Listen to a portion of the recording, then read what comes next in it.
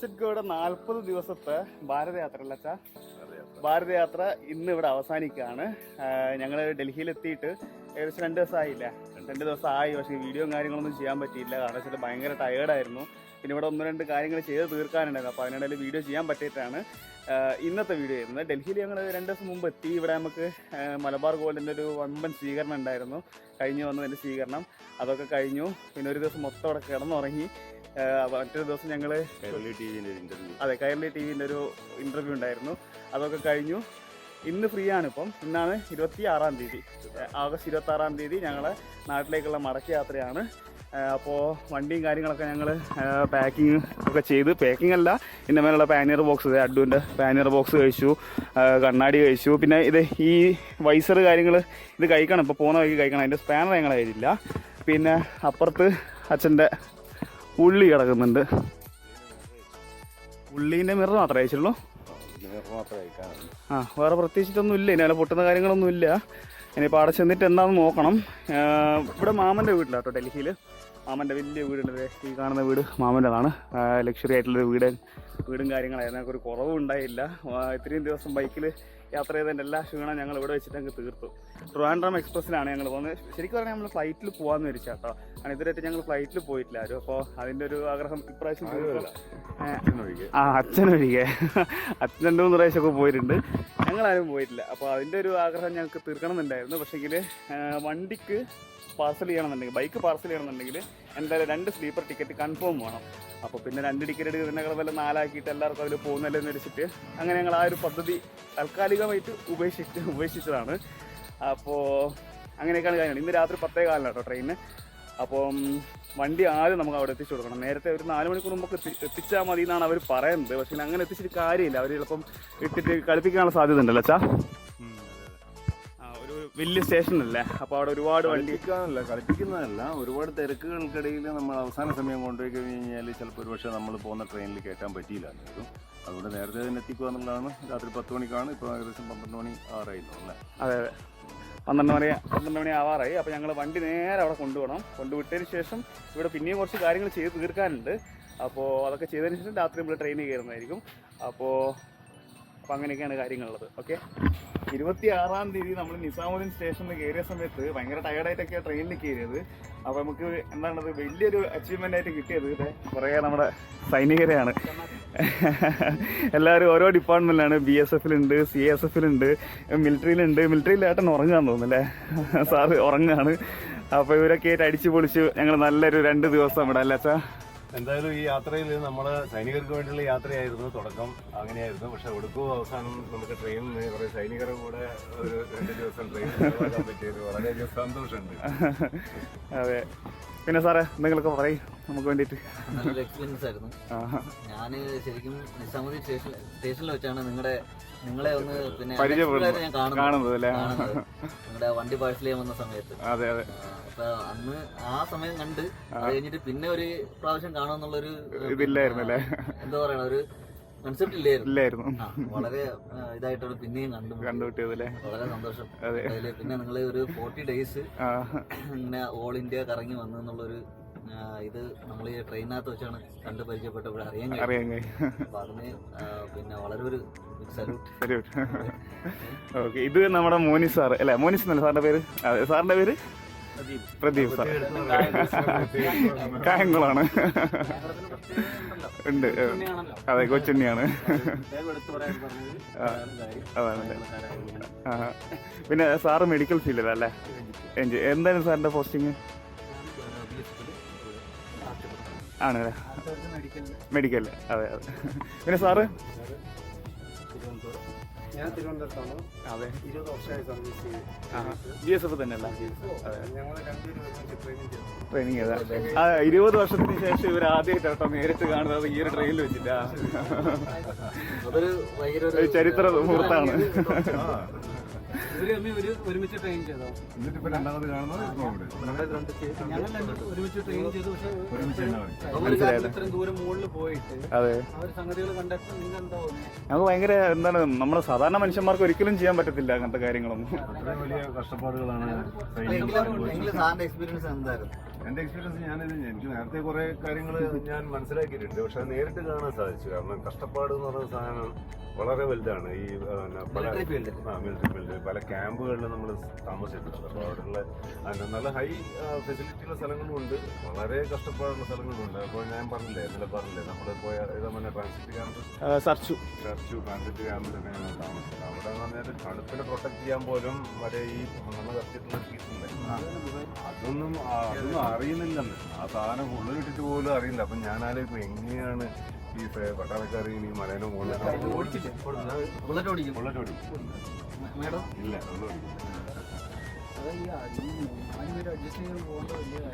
Luggage നമ്മള് 2 pannier box ഉണ്ട്, പിന്നെ അവിടെ കണ്ടൊരു ബാഗ്, അത് ബുള്ളറ്റിന്റെ ബാഗിലാണ്. അത്രയും സാധനങ്ങൾ ഫുഡും കാര്യങ്ങളൊക്കെ എന്ത് ചെയ്യും? എല്ലാം കഴിഞ്ഞ് കഴിക്കും. പിന്നെ രാത്രിയത്തെ ഫുഡ് രാത്രിയത്തും രാവിലത്തെ മിലിറ്ററി ക്യാമ്പുകളിലാണെങ്കിൽ അവിടെ തന്നെ. നേരത്തെ അവിടെ ഇത് കൊടുക്കും. ഇതെന്താണ് ശരിക്കും സാറേ നിങ്ങളിങ്ങനെ പോകാനുള്ളൊരു പ്രചോദനം? അത് ഞാൻ നേരത്തെ പട്ടാളത്തിൽ കയറാൻ പോകാനുള്ള ആഗ്രഹം ഉണ്ടായിരുന്നു പഠിക്കുന്ന സമയത്ത്. സാറിന് പട്ടാളത്തിൽ പോകാൻ? അപ്പൊ അത് അന്ന് ആ സമയത്ത് അത് നടന്നില്ല. അതിലെ വീട്ടുകാരതിന് വലിയ സപ്പോർട്ടീവ് ആയിരുന്നില്ല. ഓക്കെ, അതുകൊണ്ട് പിന്നെ അത് വിട്ടു നമ്മള്. എന്തായാലും നമുക്കിപ്പോ സമയം വളരെ കുറവാണ്. നമ്മൾ ഏകദേശം കണ്ണൂർ എത്താറായില്ല. കണ്ണൂർ എത്താറായി. നമുക്ക് കുറെ ലഗേജും കാര്യങ്ങളൊക്കെ ഉണ്ട് എടുത്ത് പുറത്തോട്ട്. അപ്പൊ അതൊക്കെ നമ്മള് ഇറക്കാൻ വേണ്ടി ഞങ്ങൾ ഹെൽപ്പ് ചെയ്യും. നമ്മള് ഹെൽപ്പ് ചെയ്യുന്നുണ്ട്. സാധനങ്ങളൊക്കെ നമ്മൾ ഇറക്കി വെക്കും. നമ്മള് പിന്നെ എന്താ പറയാ, നല്ലൊരു യാത്രയായപ്പോൾ നമ്മൾ ട്രെയിനിങ് തന്നെ ഇവർക്ക് കൊടുക്കുന്നുണ്ട്. അത് പോയിട്ട് ഇവർ പറയുന്നതെന്ന് പറഞ്ഞു കഴിഞ്ഞാൽ ഇവർ ഇറങ്ങുന്ന സ്ഥലത്ത് നിന്ന് തന്നെ ഇവരുടെ വീട് വരെ, അതായത് മാരത്തോൺ വരെ ഇവർ അവിടെ പിന്നെ അവിടെ ഉള്ള ആൾക്കാർ ഇവർക്ക് വേണ്ടിയിട്ട് സ്വീകരണവും വിത്ത് പ്ലസ് മാരത്തോൺ വീട് വരെ.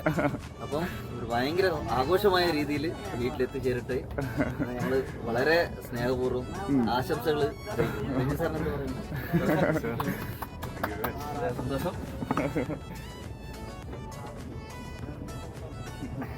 അപ്പൊ ശരി, എല്ലാവർക്കും വളരെ സന്തോഷം. ഓക്കെ സാറേ, വളരെ സാറേ ശരി സാറേ, കാണാം. വൈൻഡപ്പ് ചെയ്യാം, നമുക്ക് വൈൻഡപ്പ് ചെയ്യാം. നമ്മള് ഈ ഒരു എന്താ പറയണ വളരെ സ്പെഷ്യൽ ഡേ എന്ന് വേണമെങ്കിൽ തന്നെ പറയാം. അപ്പൊ നമ്മൾ ഈ ഒരു സ്പെഷ്യൽ ഡേയിൽ അത്രയും ഈ ഒരു സൗഹൃദവും ഈ ഒരു സന്തോഷവും ഈ ഒരു ആഘോഷം എല്ലാം കൂടെ നമ്മൾ പങ്കുവെച്ചുകൊണ്ട് നമ്മൾ ഈ ഒരു happy Onam wind up. Okay,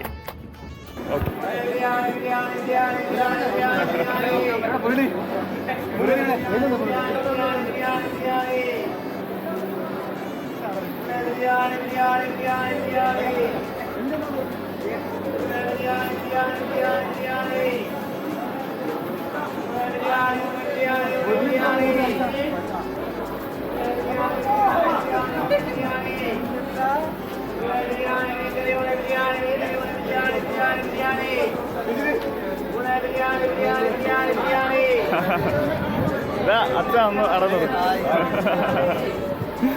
okay, കാണാൻ പറ.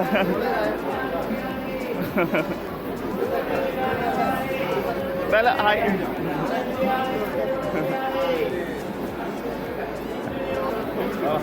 സാറ് നമുക്ക് എല്ലാ സാധനവും വണ്ടിയിൽ അൺലോഡ് വരെ ചെയ്തു. അതാണ് പട്ടാളക്കാരെ സ്നേഹിച്ചാൽ അവർ തിരിച്ചു. നമ്മൾ കണ്ണൂരിലെത്തി, വളരെ സന്തോഷം. എന്തായാലും കാണണം. 40 ദിവസങ്ങൾക്ക് ശേഷം നമ്മൾ കേരളത്തിൽ തിരിച്ചെത്തിയിരിക്കുകയാണ്. 40 ദിവസം കഴിഞ്ഞാണ് കേരളത്തിൽ വരുന്നത്. അതെ, ഈ ദിവസം ഒരു ഓൾ ഇന്ത്യ ടൂറിലായിരുന്നു. എല്ലാവിധ സഹായങ്ങളും സഹകരണങ്ങളും ആയുരാരോഗ്യം ഇവർക്ക് നൽകിയ ഭഗവാനോട് വളരെ നന്ദി പറയുന്നുണ്ട്. ഒരുപാട് പേര് ഇവരെ ഹെൽപ്പ് ചെയ്തെന്നൊക്കെ പറഞ്ഞിട്ടുണ്ട്. ഒത്തിരി പട്ടാളക്കാർ ഇവരെ സഹായിച്ചു. പല പട്ടാള ക്യാമ്പുകളിലൊക്കെ ഇവർ പിന്നെ തങ്ങിയിട്ടുണ്ട്. അവർക്ക് അതിൻ്റെ സന്തോഷവും റെസ്പെക്റ്റും ഒക്കെ നമുക്ക് കിട്ടുന്നുണ്ട്, തരുന്നുണ്ട്. വളരെ സന്തോഷം.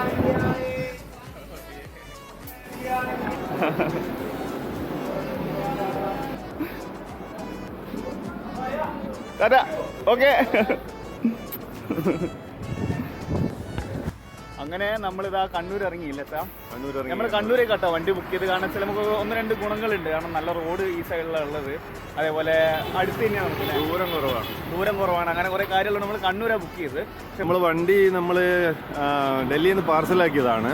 നമ്മൾ ട്രെയിനിന് കൊണ്ടുവരാമെന്നായിരുന്നു ഉദ്ദേശിച്ചത് പക്ഷേ എന്താണെന്ന് വെച്ചാൽ ഡൽഹി റെയിൽവേ സ്റ്റേഷനിൽ പാർസലിൽ ഇത്രയും വലിയൊരു വൃത്തികെട്ട ഒരു റെയിൽവേ സ്റ്റേഷൻ ഞാൻ ജീവിതത്തിൽ കണ്ടിട്ടില്ല.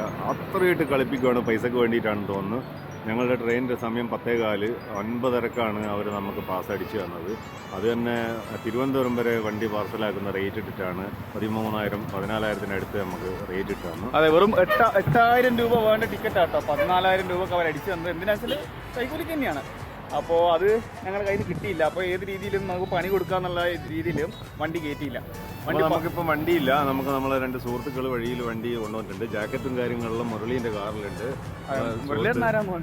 നമ്മളെ ഒരു സുഹൃത്താണ്, കപ്പലിൽ ഇലക്ട്രിക്കൽ എഞ്ചിനീയർ ആണ്. ഒരു നാട്ടിൽ ലീവിനുണ്ട്. അതെ, മുരളിയേട്ടൻ ഇവിടെ ഉണ്ട്. ഇതാണ് നമ്മളെ മുരളിയേട്ടൻ. ഇതാണ് മുരളിയേട്ടൻ നമ്മളെ വീട്ടിൽ എന്ത് പരിപാടി ഉണ്ടെങ്കിലും മുരളി ഉണ്ടാവും. ഞങ്ങൾ യാത്ര അയക്കാനും കോഴിക്കോട് ഒരുപാട് കാര്യങ്ങൾ ചെയ്തിട്ടുണ്ട്. ഇനിയിപ്പോൾ നമ്മളെ കൂട്ടി നാട്ടിലെത്തിക്കുന്ന പണി കൂടി മുരളീൻ്റെ ആണ്. അപ്പം നമ്മൾ ഇവിടുന്ന് യാത്ര പുറപ്പെടാണ്. നമ്മൾ വെയിറ്റ് ചെയ്ത് നിൽക്കണം. അതെ, അവിടെ എല്ലാവരും വെയിറ്റ് ചെയ്ത് നിൽക്കുന്നുണ്ട്. മഴ തുടങ്ങുന്നുണ്ട്. മഴ പെയ്തില്ല എന്നാണെന്നുണ്ടെങ്കിൽ നമുക്ക് വീഡിയോ ഷൂട്ട് ചെയ്യാൻ പറ്റും, അല്ലെങ്കിൽ പറ്റത്തില്ല. നമ്മൾ ഓടിച്ചാടി കയറട്ടെ.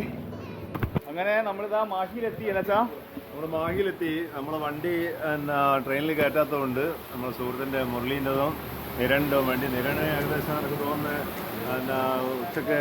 നിരണ എത്ര മണിക്ക് ഇവിടെ വെക്കുന്നുണ്ട്? വിളിക്കി അങ്ങോട്ട് വാ. രണ്ടാളും തരണോ? 3 മണിക്ക് ഇവിടെ പോസ്റ്റായിട്ട് നമ്മൾ കാത്ത് നിൽക്കുവാണ് വണ്ടിയായിട്ട്. ഒന്ന് നിരൻ്റെ വണ്ടിയാണ്, ഒന്ന് മുരളീൻ്റെ വണ്ടിയാണ്. അതും തണ്ടർബേർഡാണ്. അപ്പോൾ ഇവിടുന്ന് അങ്ങോട്ട് നമ്മൾ തണ്ടർബേർഡിലാണ്. ഓക്കെ, അപ്പോൾ എല്ലാവരും നമ്മളവിടെ വെയിറ്റ് ചെയ്ത് നിൽക്കുന്നുണ്ട്. ഇവിടെ അല്ലേ? അപ്പോൾ നമ്മൾ ഇവിടുന്ന് യാത്ര ആരംഭിക്കുകയാണ്. ഓക്കെ,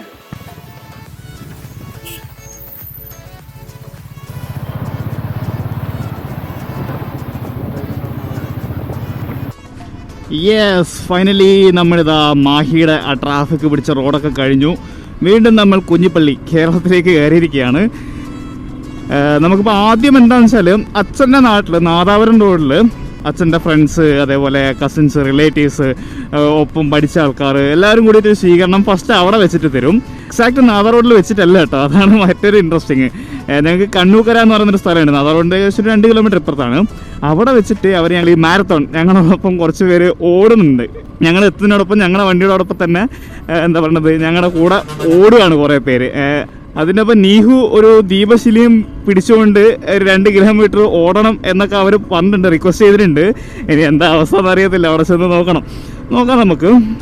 ഇനിയിപ്പോൾ ഇതാ ഇവിടുന്ന് ഏകദേശം ഒരു 2 കിലോമീറ്റർ 3 കിലോമീറ്ററൊക്കെ കഷ്ടിച്ച് നമുക്ക് കണ്ണൂക്കരയിലുള്ളൂ. കണ്ണൂക്കരയിൽ എന്തൊക്കെ സന്നാഹങ്ങളുണ്ടെന്ന് നമുക്ക് ചെന്ന് നോക്കാം.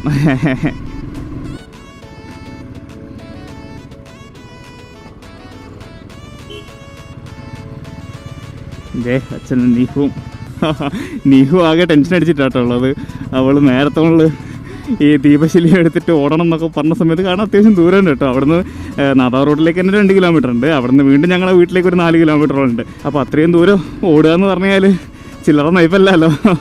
അപ്പോൾ അതിൻ്റെ ചെറിയൊരു ടെൻഷൻ നമുക്കുണ്ട്. നമുക്ക് നോക്കാം എന്തായാലും. ചിലപ്പോൾ അവർ പറ്റിക്കാൻ പറഞ്ഞതായിരിക്കും കേട്ടോ, ഒരു തമാശക്ക് പറഞ്ഞതായിരിക്കും, അറിയത്തില്ല. പിന്നെ നമ്മളാണെങ്കിൽ എന്തിനും റെഡിയായിട്ടാണല്ലോ ഉള്ളത്. നമുക്ക് പോയി നോക്കാം. എന്തൊക്കെ പറഞ്ഞാലും ഇതേ ഇവൻ പുലിയാട്ടോ. റോയൽ എൻഫീൽഡ് എനിക്ക് ഏറ്റവും ഇഷ്ടപ്പെട്ട മെഷീൻസിൽ ഒന്നാമത് ആരാന്ന് ചോദിച്ചാൽ ഞാൻ ഈ തണ്ടർബേർഡാണ് പറയുക. കാരണം ഞാൻ അത്യാവശ്യം ലോങ്ങും കാര്യങ്ങളൊക്കെ പോകുന്ന ഒരാളാണ്. അപ്പം നമ്മളെ കമ്പയർ ചെയ്ത സമയത്ത് ഈ ഓഫ് റോഡൊന്നും ഇവനെ കൊണ്ട് അങ്ങനെ താങ്ങാൻ പറ്റത്തില്ല. ക്രൂസ് ചെയ്യാൻ വേണ്ടിയിട്ട് എത്രയും ദൂരം വേണമെന്നൊരു 40, 50, 60 പോട്ടെ 100 കിലോമീറ്ററൊക്കെ ഒറ്റ ഇരുത്തത്തിൽ ഇവൻ നല്ല അടിപൊളിയായിട്ട് കവർ ചെയ്തോളും. അപ്പോൾ ഓൾറെഡി ഞാൻ നമ്മുടെ മുരളിയേട്ടൻ്റെ തണ്ടർബേർഡിൻ്റെ ഒരു വലിയൊരു ഫാനാണ്. കാരണം അഡ് വരുന്നതിന് മുന്നോടിയായിട്ട് ഞങ്ങൾ അത്യാവശ്യം റൈഡൊക്കെ പോകുന്ന സമയത്ത് മുരളിയേട്ടൻ്റെ കയ്യിൽ നിന്നാണ് കേട്ടോ ബൈക്ക് വാങ്ങിക്കാറ്, ബോറോ ചെയ്യാറ്. അപ്പോൾ ആ ടൈമിൽ മുരളിയേട്ടൻ്റെ ബൈക്ക് ഞാനേ ഓടിക്കത്തുള്ളൂ, ഞാൻ അച്ഛനെ വിട്ട് കൊടുക്കാറില്ല. ഇതിൻ്റെ കംഫേർട്ട് കാരണം തന്നെയാണ്.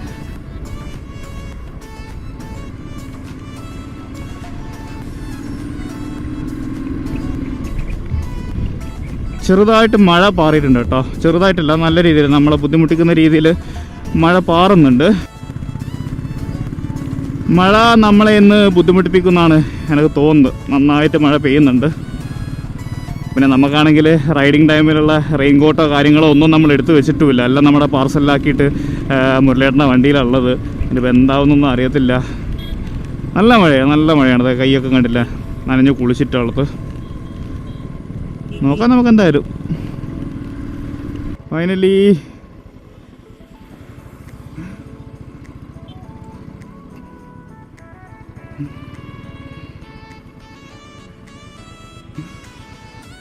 ഹായ്.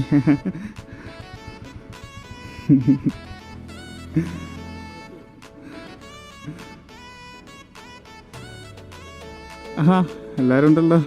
ചേട്ടാ ഇല്ല, അജേട്ടൻ എല്ലാവരും ഉണ്ട് ഇവിടെ. ആ അപ്പോൾ എന്തല്ല അറിയാ?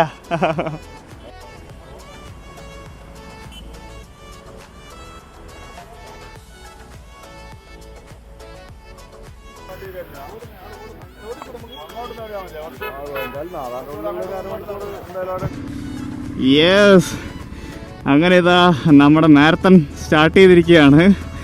നമ്മുടെ കൂടെ ഓടാൻ കുറച്ച് പേരുണ്ട്. ഒരു സാറുണ്ട് കേട്ടോ. ആ സാറ് എനിക്ക് പരിചയമില്ല. സാറിനെ ഈ ഓടുന്ന ലെഫ്റ്റ് സൈഡിൽ ഓടുന്ന സാറ് ആർമിയിലാണെന്ന് തോന്നുന്നു. സൈനിക കൂട്ടായ്മയുടെ ഒരു ടീഷർട്ടും കാര്യങ്ങളൊക്കെ ഇട്ടിട്ടുണ്ട്. അപ്പോൾ അങ്ങനെയൊക്കെയാണ് കാര്യങ്ങൾ.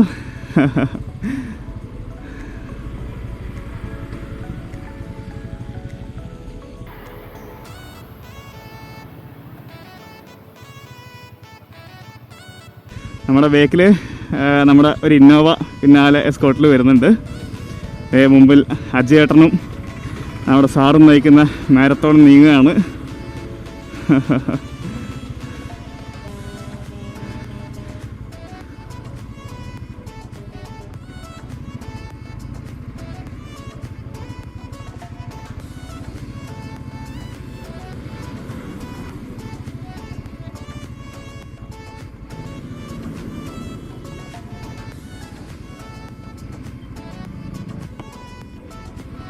എന്തായാലും മഴ ആയതുകൊണ്ട് ദീപശില ഞങ്ങൾ ഒഴിവാക്കി കൊടുത്തു. അതുകൊണ്ട് നീയും രക്ഷപ്പെട്ടു. മഴയല്ല, അപ്പോൾ അതിൽ ദീപശിലയൊക്കെ ആയിട്ട് പോകുന്ന ഭയങ്കര ബുദ്ധിമുട്ടാണ്. ഇടയ്ക്ക് ഇനിയിപ്പോൾ മഴ പിന്നെയും കൂടിയിട്ടുണ്ടെങ്കിൽ അത് അണഞ്ഞു പോകും, അത് പിന്നെയും കത്തിക്കേണ്ടി വരും. അങ്ങനെ ഒരുപാട് ബുദ്ധിമുട്ടാണ്. അപ്പോൾ പിന്നെ അതിന് നിന്നില്ല, അത് ഞങ്ങൾ നൈസായിട്ട് അതങ്ങ് ഒഴിവാക്കി കഴിഞ്ഞു.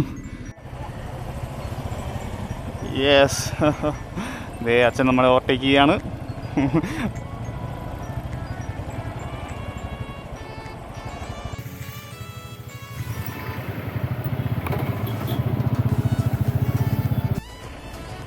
യെസ്, ആൻഡ് ഫൈനലി നമ്മൾ നമ്മുടെ നാട്ടിലെത്തിയിരിക്കുകയാണ്. ശിജൻ നീ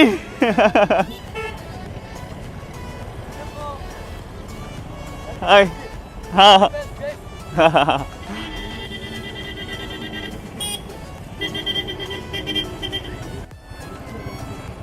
യെസ്, ആൻഡ് ഫൈനലി നമ്മളിതാ നമ്മുടെ ടൗണിലെത്തിയിരിക്കുകയാണ്. സർബത്ത്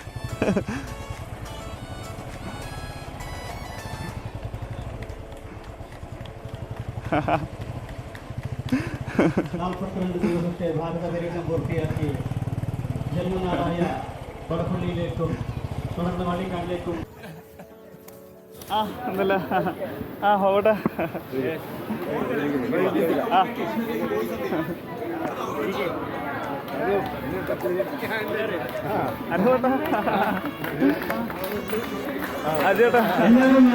ഐക്യദാർഢ്യം പ്രകടിപ്പിച്ചുകൊണ്ട് ഈ കുടുംബത്തെ നമുക്ക് സ്നേഹപൂർവ്വ വേദിയിലേക്ക് സ്വീകരിക്കാം.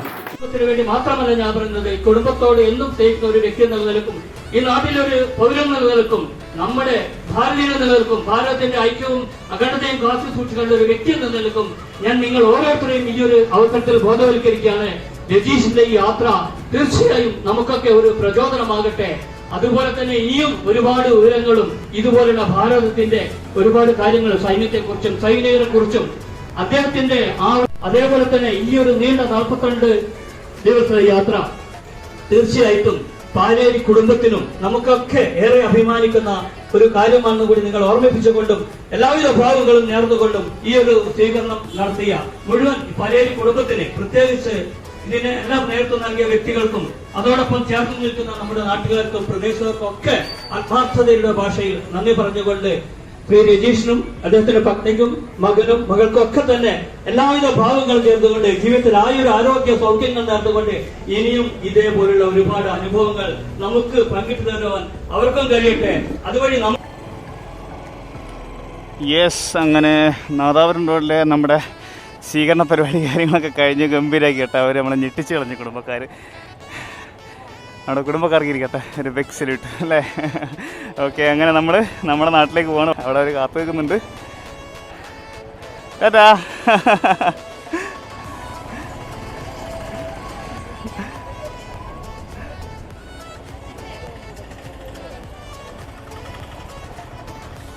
വാ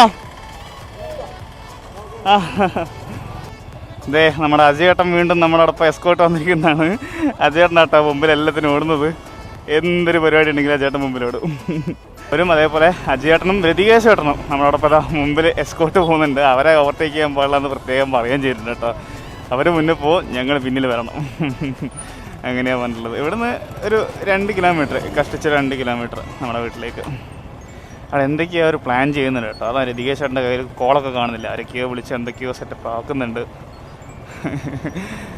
നോക്കാം നമുക്ക്.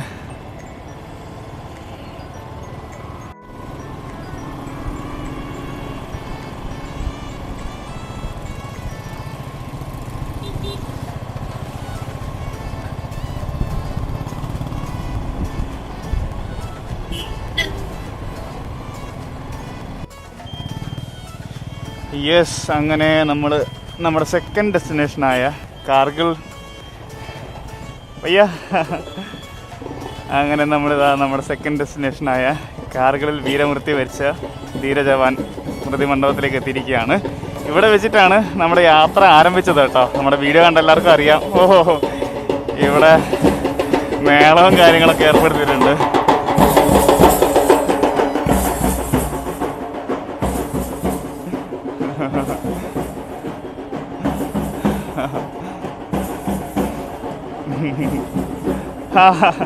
ഹായ്. ചേട്ടാ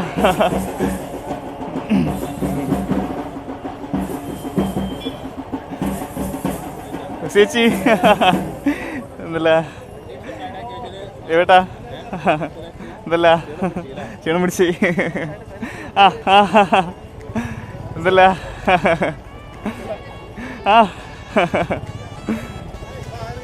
എന്തല്ല